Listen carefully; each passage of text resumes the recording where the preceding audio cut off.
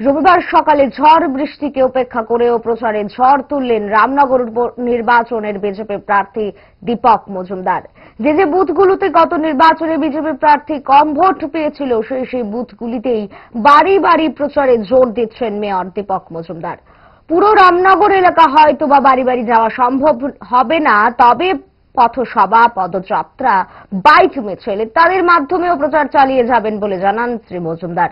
এদিনের প্রচারে প্রচুর সংখ্যক কর্মী সমর্থকদের উপস্থিতি লক্ষ্য করা যায়। প্রচারেও দারুণ সাড়া পাচ্ছেন বলেই জানিয়েছেন। তার বিশ্বাস, রামনগরবাসী প্রত্যেকেই আশীর্বাদ করবেন তাকে।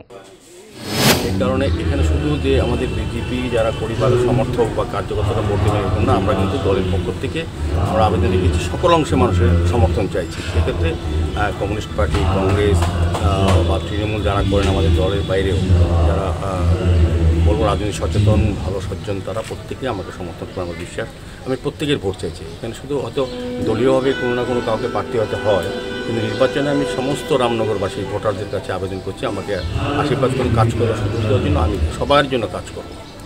গ্যাস, অম্বল, গলা বুক জ্বালা ও পেটের অন্যান্য সমস্যার থেকে সুরক্ষিত থাকতে ব্যবহার করুন গ্যাসনল।